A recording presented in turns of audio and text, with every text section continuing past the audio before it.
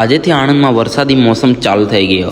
તો કેમ છો મિત્રો, આજના વ્લોગની શરૂઆત થાય છે ધોઈલું મોડું લઈને કોલેજમાં જવાથી. ધોઈલા મોડા લઈને અમે પહોંચી ગયેલા હતા ક્લાસમાં આવી 1 લેક્ચર 2 લેક્ચર ને 3 લેક્ચર કરતા આવી ગયેલા 8. તો બપોર પછી અમે આવી ગયેલા 12 ને બપોર પછી અમારી હતી લેબ. તો એપ્રોન પહેરીને અમે નીકળી ગયા હતા લેબમાં જવા માટે. અહીંયા આવી 2 કલાકના પ્રેક્ટિકલમાં ગિરધરભાઈએ કર્યો 1 કલાકનો પ્રેક્ટિકલ ને તમારા ભાઈએ કર્યો 0 કલાકનો.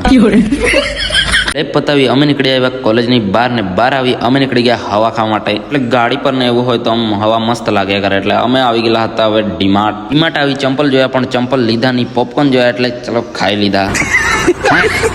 ત્યાર પછી અમે આવી ગયેલા હતા સુપર માર્કેટની ત્યાં, કારણ કે મારે લેવાનું હતું મારી એક્સેસને ઢાંકવા માટે કવર. એ જગ્યાએ પૂછી પડ્યા પછી અમને મળી ગઈ હતી શ્રીરામ એસેસરીઝ, જ્યાં અમને મળી ગયેલું હતું અમારી એક્સેસને ઢાંકવા માટેનું કવર. તો અહીંયા ઢાંકીને ચેક કરી લીધું. પછી અમે આગળ નીકળ્યા તો અહીંયા તો વરસાદે અમને રોકી પાડ્યા. આણંદવાળા કેટલા ટાઈમથી વરસાદની રાહ જોતા હતા, એટલે આજે તો ઇન્દ્રદેવ ફૂલ વરસાદી માહોલ કરી નાખ્યો. અમે બી મસ્ત ભીનાતા મોજ મારતા નીકળી ગયા હોસ્ટેલ તરફ જવા માટે. પણ લાગ્યું કે વરસાદી વાતાવરણ હોય અને ચા નહીં પીવાય તો મજા નહીં આવે. તો અમે આવી ગયેલા હતા રજવાડી ચાયવાલા ત્યાં, ને અહીંયા અમને ક્રિનલભાઈ લોકો મળી ગયેલા હતા. તો એમની જોડે મસ્ત બેસીને ચા પી લીધી. ને આ ટાઈમે ગોટા મળી જાય તો ગોટા લઈ આવ્યા અને ગોટા ખાતા વ્લોગની સમાપ્તિ કરીએ છીએ.